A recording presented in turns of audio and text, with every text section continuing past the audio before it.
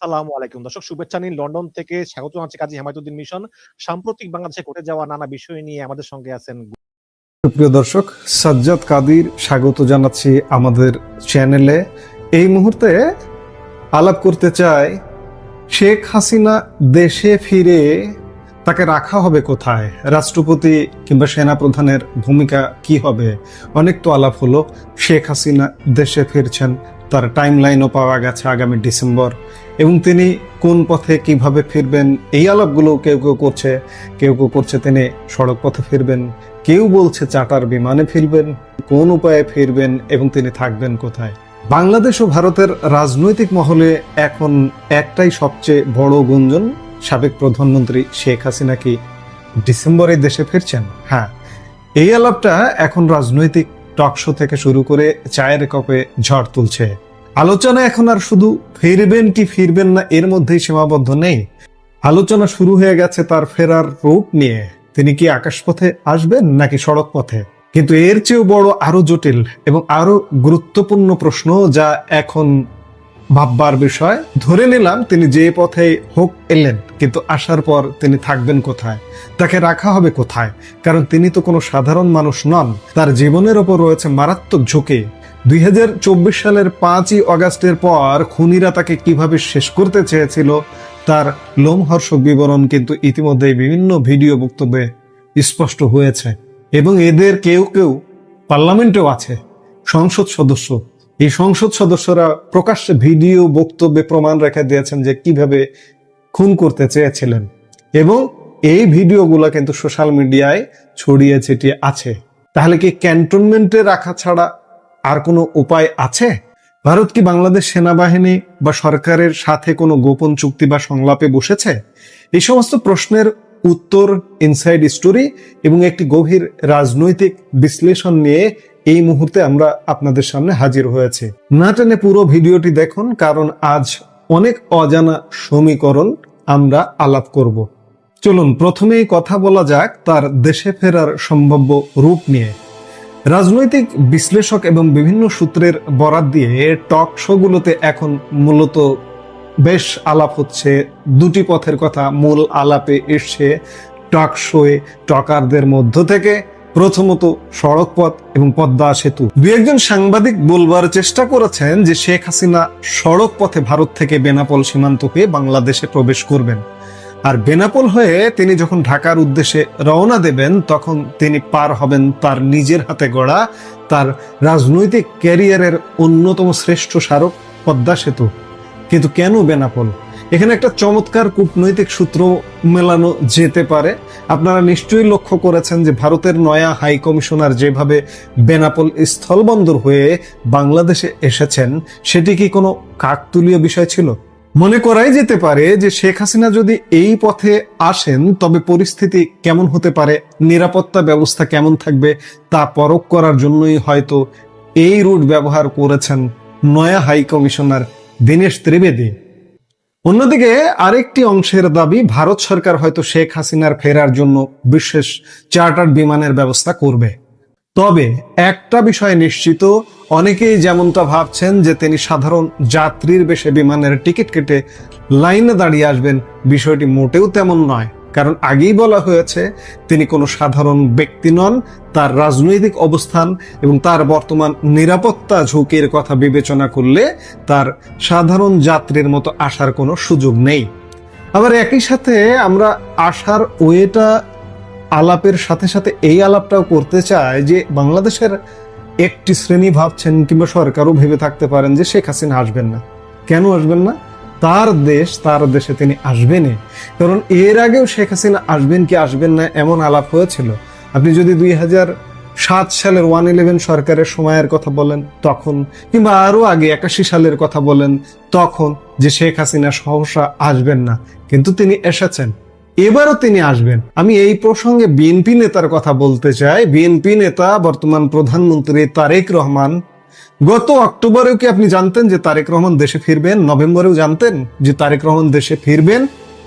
আমরা কিন্তু জানতাম না যে তিনি দেশে ফিরবেন। অবশেষে তিনি ডিসেম্বরে দেশে ফিরে এসছেন। কিন্তু কাজে শেখ হাসিনা তো আরো রাজনৈতিকভাবে অনেক অভিজ্ঞ, রাজনৈতিক নেতা হিসেবে সারা বিশ্বে তার ভাবমূর্তি ভিন্ন উচ্চতায়। সেই জায়গায় শেখ হাসিনা ফিরবেন যে এটি আপনার বিশ্বাস করতেই হবে, মানতেই হবে। এবার আসি মূল প্রশ্নে, যে পথেই তিনি দেশে পা রাখুন না কেন, বড় প্রশ্ন হলো দেশে ফিরে তাকে রাখা হবে কোথায়? 2024 সালের 5 অগাস্টের সরকার পতনের পর পরিস্থিতি কতটা ভয়ানক ছিল তা আমরা সবাই জানি। খুনিরা তাকে যেভাবে খুন করতে চেয়েছিল, তার জীবনের উপর যে মারাত্মক হুমকি তৈরি হয়েছিল, তার বিস্তারিত বিবরণ খুনিদের নিজেদের মুখ থেকে বিভিন্ন ভিডিও বক্তব্যে উঠে এসেছে। এখানে আসে আন্তর্জাতিক আইন এবং কূটনৈতিক প্রটোকলের বিষয়। আন্তর্জাতিক নিয়ম অনুযায়ী কোনো সাধারণ বন্দী যদি হয়, সাধারণ বন্দির ক্ষেত্রে কি হয় আমি সেটা একটু বলি, তারপরে রাষ্ট্রনায়ক বাংলাদেশের প্রধানমন্ত্রী শেখ হাসিনার বিষয়ে বলি। যে কোনো বন্দী বা ব্যক্তির যদি সংশ্লিষ্ট দেশে ফিরে যাওয়ার পর প্রাণ সংহার বা খুন হওয়ার আশঙ্কা থাকে, তবে কোনো দেশই সেই বন্দীকে তার নিজ দেশে ফেরত পাঠায় না। আর শেখ হাসিনা তো কোনো সাধারণ বন্দী নন, তিনি বন্দী নন, তিনি উন্মুক্ত জীবনের অধিকারী। তিনি ভারতের একজন অত্যন্ত সম্মানিত অতিথি। প্রধানমন্ত্রী হিসেবেই তিনি দিল্লি গিয়েছেন এবং সেখানে অবস্থান করছেন। তাহলে ভারত কি তার নিরাপত্তা নিশ্চিত না করে তাকে বাংলাদেশের হাতে তুলে দেবে? কারণ ভারত যেহেতু তাকে আশ্রয় দিয়েছে, তার জীবন বাঁচানোর দায়িত্ব কিন্তু এখন ভারতের কাঁধে গিয়ে পড়েছে। এজন্যই বলছি যে নিরাপত্তা নিশ্চিত না হয়ে কখনোই ভারত বাংলাদেশের হাতে তুলে দেবে না, কিংবা বাংলাদেশে তাকে ফেরত পাঠাবে না। কাজে এটি মনে করা যেতেই পারে যে ভারতের কর্তৃপক্ষ নিশ্চয়ই বাংলাদেশ সেনাবাহিনী কিংবা বর্তমান সরকারের সাথে কোনো না কোনো গোপন আলাপ আলোচনা বা শর্ত বিনিময় করছে কিংবা সামনে করবে। শেখ হাসিনার শতভাগ নিরাপত্তা নিশ্চিত করার গ্রিন সিগন্যাল না পাওয়া পর্যন্ত ভারত কোনো পদক্ষেপ নেবে না। এই পুরো রাজনৈতিক চালচিত্রে রাষ্ট্রপতি এবং সেনাপ্রধানের ভূমিকা আসলে কি হতে পারে, চলুন এই সমীকরণটা একটু ঠান্ডা মাথায় বোঝা যাক। রাষ্ট্রপতির ভূমিকা, অনেকে বলতে পারেন যে বাংলাদেশের সংবিধানে রাষ্ট্রপতিকে তো বিরাট কোনো ক্ষমতা দেওয়া হয়নি, তাহলে তিনি এখানে কি ফ্যাক্টর? মনে রাখবেন, কিছু কিছু ক্ষেত্রে রাষ্ট্রপতির স্বাক্ষর অত্যন্ত মহামূল্যবান। তার একটি স্বাক্ষর মানুষের বড় বড় সাজাও মওকুফ করে দিতে পারে, সাজা স্থগিত রাখতে পারে। বর্তমান রাজনৈতিক বাস্তবতায় তিনি হয়তো বাধ্য হয়ে আওয়ামী লীগের নিয়োগপ্রাপ্ত রাষ্ট্রপতি হওয়া সত্ত্বেও আওয়ামী লীগের ঐতিহাসিক জয় বাংলা স্লোগানের পরিবর্তে বিভিন্ন অনুষ্ঠান সভা সমাবেশে বিএনপির জিন্দাবাদ বলছেন। কিন্তু রাজনৈতিক বিশ্লেষকরা ভালো করেই জানেন, রাজনীতিকরাও ভালো করেই জানেন তার রাজনৈতিক আদর্শ কি। তিনি মনে প্রাণে একজন খাঁটি আওয়ামী লীগার। পরিস্থিতি একটু অনুকূলে এলে তার মুখ থেকে আবারও জয় বাংলা স্লোগান বের হতে বেশি সময় লাগবে না। এবার আসা যাক সবচেয়ে গুরুত্বপূর্ণ স্তম্ভ সেনাপ্রধান প্রসঙ্গে। প্রশ্ন উঠছে, সেনাপ্রধান কি ভারতের দেওয়া কূটনৈতিক কন্ডিশন বা শর্তের বাইরে যেতে পারবেন? বিশ্লেষকদের মতে তিনি ব্যক্তিগতভাবে বা আদর্শগতভাবে জামাতপন্থী হলেও প্রাতিষ্ঠানিক ও কূটনৈতিক বাধ্যবাধকতার বাইরে যাওয়ার সুযোগ তার নেই। ঠিক যেভাবে 5 অগাস্ট তিনি পরিস্থিতির বাইরে যেতে পারেননি এবং বাধ্য হয়ে সেনা বিমানে করে শেখ হাসিনাকে নিরাপদে ভারতে রেখে আসার ব্যবস্থা করতে হয়েছিল, ঠিক একইভাবে শেখ হাসিনা যখন দেশে ফিরবেন, আন্তর্জাতিক ও আঞ্চলিক কূটনৈতিক চাপের কারণে সেনাবাহিনী তার নিরাপত্তা নিশ্চিত করতে সম্পূর্ণ বাধ্য থাকবে। তাহলে চূড়ান্ত সিদ্ধান্ত কি দাঁড়ালো? দেশে ফেরার পর যদি রাজনৈতিক বা আইনি কারণে শেখ হাসিনাকে একজন আসামি হিসেবেও বিবেচনা করা হয়, তবুও তার জীবনের নিরাপত্তার স্বার্থে সেনাবাহিনী তাকে প্রোটেকশন দিতে বাধ্য থাকবে। আর এই চরম ঝুঁকিপূর্ণ পরিস্থিতিতে তাকে সাধারণ কোনো কারাগারে রাখা অসম্ভব। তাই একমাত্র নিরাপদ উপায় হলো ক্যান্টনমেন্ট বা সেনানিবাস। সেনানিবাসের ভেতরে সেনা হেফাজতে একটি বিশেষ সাবজেল তৈরি করা হতে পারে। এটি কিন্তু নতুন কিছু নয়। এই মুহূর্তেও যেমন বিচারাধীন বেশ কিছু সেনা কর্মকর্তা ক্যান্টনমেন্টের ভেতরে সাবজেলে বন্দী বা হেফাজতে আছেন, ঠিক সেই মডেলে শেখ হাসিনাকে সেখানে সর্বোচ্চ নিরাপত্তায় রাখা হতে পারে। প্রিয় দর্শক, বাংলাদেশ ও ভারতের ভূ রাজনীতি এবং অভ্যন্তরীণ ক্ষমতার যে টানাপোড়েন, তাতে একটি বিষয় স্পষ্ট, ডিসেম্বরের এই গুঞ্জন যতই পুরনো হোক, এর ভেতরের সমীকরণগুলো কিন্তু অত্যন্ত গভীর। রুট বেনাপোল হোক কিংবা আকাশপথ, সেনাপ্রধান বা রাষ্ট্রপতির অবস্থান যাই হোক না কেন, দিন শেষে শেখ হাসিনার নিরাপত্তা এবং তার ফেরার প্রক্রিয়াটি অত্যন্ত সুনিয়ন্ত্রিত হবে। এবং সামগ্রিক রাজনৈতিক ও কূটনৈতিক হিসাব নিকাশ বিশ্লেষণ করলে মনে হয় শেষ পর্যন্ত পরিস্থিতি ইতিবাচক দিকেই মোড় নিতে যাচ্ছে।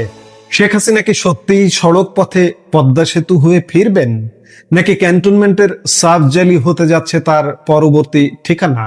এগুলো দেখতে হলে আমাদের নিশ্চয়ই অপেক্ষা করতে হবে। আমরা নিশ্চয়ই দেখব। বাংলাদেশের সাবেক প্রধানমন্ত্রী শেখ হাসিনার সাথে আগামী ডিসেম্বরে তার দল আওয়ামী লীগের যেসব নেতাকর্মীর বিরুদ্ধে মামলা হয়েছে, তারা সবাই একই দিন আত্মসমর্পণ করবেন। 16 জুলাই দলটির এক ভার্চুয়াল সভায় এমন কথা বলা হয়েছে। দলটির তথ্য অনুযায়ী 24 আগস্টের পর থেকে এখন পর্যন্ত বাংলাদেশে দলটির 12.5 লাখ নেতা কর্মীর বিরুদ্ধে মামলা দায়ের হয়েছে। নানান ধরনের মামলায় অভিযুক্ত সবাই একই সাথে শেখ হাসিনার সাথে আত্মসমর্পণ করবেন বলে দলটির বৃহস্পতিবারের সভায় জানানো হয়েছে।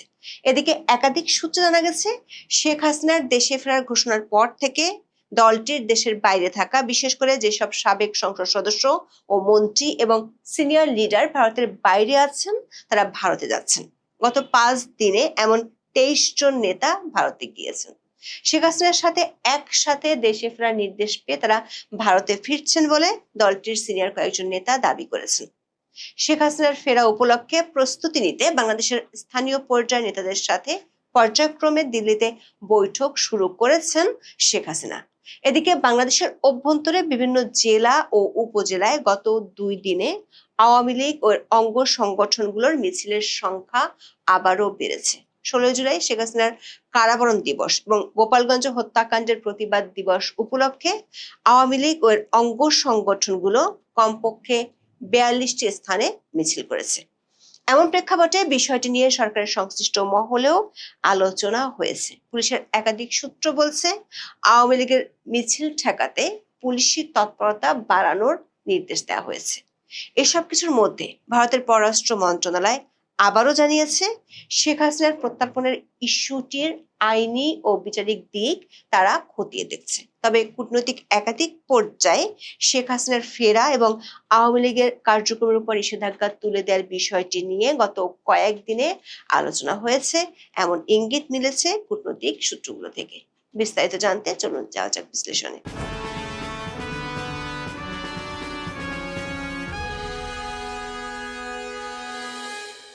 16 জুলাই ছিল বাংলাদেশের সাবেক প্রধানমন্ত্রী শেখ হাসিনার কারাবন্দী দিবস। 2007 সালের ওই দিনে তৎকালীন তত্ত্বাবধায়ক সরকার তাকে গ্রেফতার করেছিল।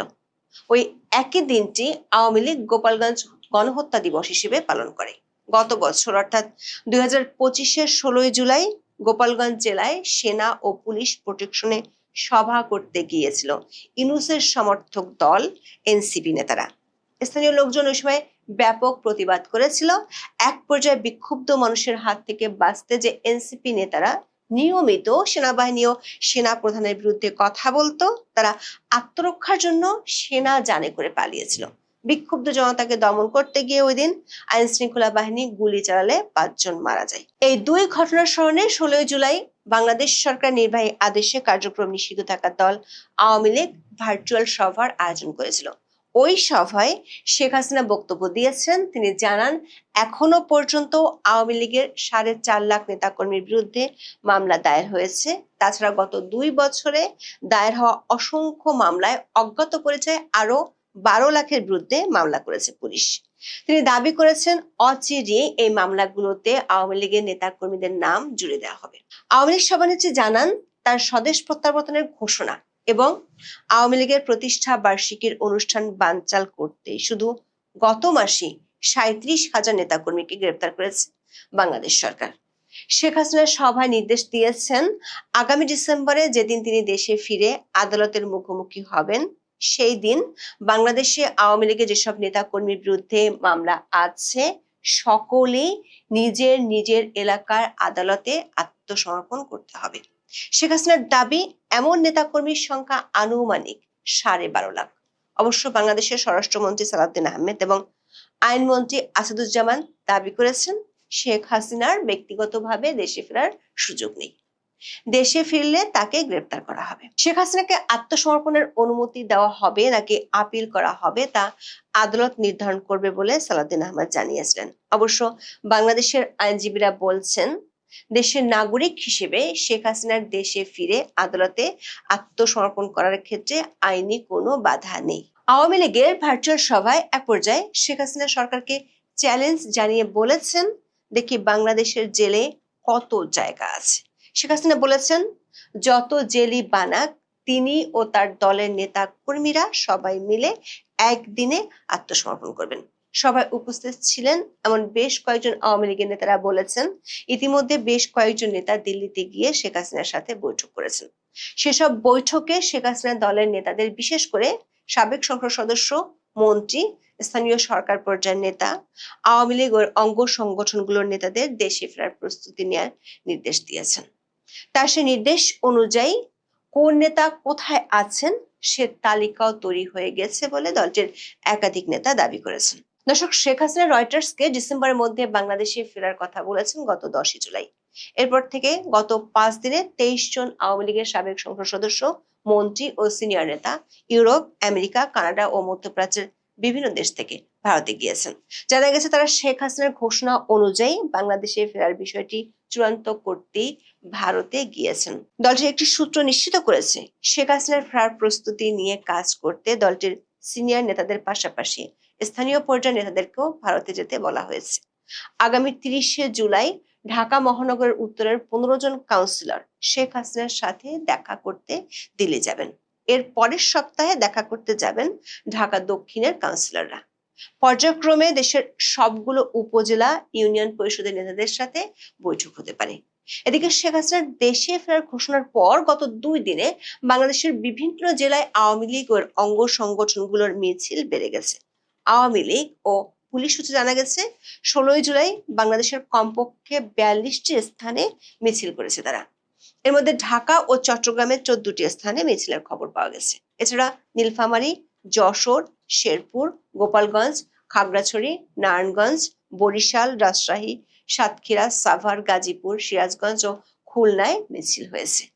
17 জুলাই নারায়ণগঞ্জের একটি মিছিলের ভিডিওতে দেখা গেছে মিছিলকারীরা মুখে শেখ হাসিনার মুখোশ পরে স্লোগান দিচ্ছেন।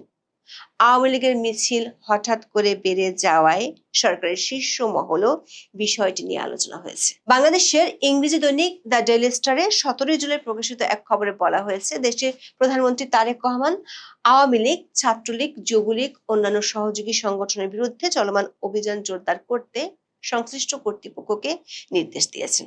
রিপোর্টটিতে দাবি করা হয়েছে, তারেক রহমান জনগণের নিরাপত্তার জন্য হুমকি হয় কিংবা আইন শৃঙ্খলার বিঘ্ন ঘটাতে পারে এমন কর্মকাণ্ড যাতে কার্যক্রম নিষিদ্ধ থাকা দল ও সংগঠনের সদস্যরা করতে না পারে, তার জন্য আইন শৃঙ্খলা রক্ষাকারী বাহিনী ও মাঠ প্রশাসনকে আরো সজাগ থাকার নির্দেশ দিয়েছেন। 13 জুলাই সচিবালয়ের প্রধানমন্ত্রীর সভাপতিত্বে অনুষ্ঠিত মন্ত্রিসভার বৈঠকে এই নির্দেশনা দেওয়া হয়েছে বলে ডেইলি স্টারের খবরে বলা হয়েছে। এদিকে শেখ হাসিনার প্রত্যর্পণ নিয়ে আবারও নিজেদের অবস্থান ও মত তুলে ধরেছে ভারতীয় পররাষ্ট্র মন্ত্রণালয়। বরাবরের মতোই দেশটির পররাষ্ট্র মন্ত্রণালয়ের মুখপাত্র রণধীর জয়সওয়াল 17 জুলাই জানিয়েছেন, বাংলাদেশের সাবেক প্রধানমন্ত্রী শেখ হাসিনাকে প্রত্যর্পণের অনুরোধ পরীক্ষা করে দেখা হচ্ছে। ব্রিফিং এ এক সাংবাদিক প্রশ্ন করেন, শেখ হাসিনা ও অন্য অভিযুক্ত ব্যক্তিদের প্রত্যর্পণের জন্য বাংলাদেশ আবারও ভারতকে অনুরোধ করেছে। এ বিষয়ে বাংলাদেশ ও ভারতের মধ্যে কোনো যোগাযোগ হয়েছে কিনা? তাছাড়া শেখ হাসিনা নিজেই ডিসেম্বরে দেশে ফেরার ঘোষণা দিয়েছেন, তাই বিষয়টি নিয়ে দুই দেশের মধ্যে কোনো যোগাযোগ হয়েছে কিনা? এই প্রশ্নের জবাবে ভারতের পররাষ্ট্র মন্ত্রণালয়ের মুখপাত্র বলেন, তারা প্রত্যর্পণের জন্য একটা অনুরোধ পেয়েছেন, যেমনটি আগেও বলেছেন অনুরোধটি পরীক্ষা করে দেখা হচ্ছে। সংশ্লিষ্ট আইনগত ও বিচারিক প্রক্রিয়ার আলোকে অনুরোধটি বিবেচনা করা হবে বলে মত দেন রণধীর জয়সওয়াল। 2 দিন আগেও ভারতের পররাষ্ট্র মন্ত্রণালয়ের মুখপাত্র বলেছিলেন, শেখ হাসিনার ব্যাপারে তাদের অবস্থান আগের মতোই আছে। কূটনৈতিক সূত্রগুলো বলছে, কূটনৈতিক পর্যায়ে শেখ হাসিনার ফেরার ব্যাপারে কয়েকটি চ্যানেলে ভারত ও বাংলাদেশের আলোচনা হয়েছে। সেই আলোচনায় শুধু ভারত ও বাংলাদেশ নয়, পশ্চিমা দুটি দেশ ছাড়াও মধ্যপ্রাচ্যের একটি দেশও আছে একটি আন্তর্জাতিক সংস্থা, যে সংস্থাটি বাংলাদেশের ত্রয়োদশ জাতীয় সংসদ নির্বাচনের আগে সমঝোতা প্রক্রিয়া ছিল। দক্ষিণ এশিয়ার ভূ রাজনীতিতে শক্তিধর এমন পক্ষগুলোর এই আলোচনায় শেখ হাসিনা ফেরার বিষয়টি ছাড়া আওয়ামী লীগের কার্যক্রমের উপর নিষেধাজ্ঞা প্রত্যাহারের বিষয়টিও আছে। এর মধ্যে গতকালের ভিডিওতে জানিয়েছিলাম তারেক রহমানের প্রতিরক্ষা উপদেষ্টা বিমস্টেকের সিকিউরিটি সম্মেলনে যোগ দিতে দিল্লি গিয়েছেন এবং সেখানে ভারতের জাতীয় নিরাপত্তা উপদেষ্টা অজিত দোভালের সাথে বৈঠক করেছেন। সূত্রগুলো বলছে, কূটনৈতিক পর্যায়ে এসব বৈঠকের আলোচনা শেষ হলে আগামী মাসে একটি শক্তিধর দেশের একজন প্রভাবশালী প্রতিনিধি বাংলাদেশ সফরে আসতে পারেন। তারপর থেকে পরিস্থিতির নাটকীয় মোড় নিতে পারে। এখন এ পর্যন্ত সবাই ভালো থাকুন, সুস্থ থাকুন, নিরাপদে থাকুন। দেখা হবে আগামী পর্বে।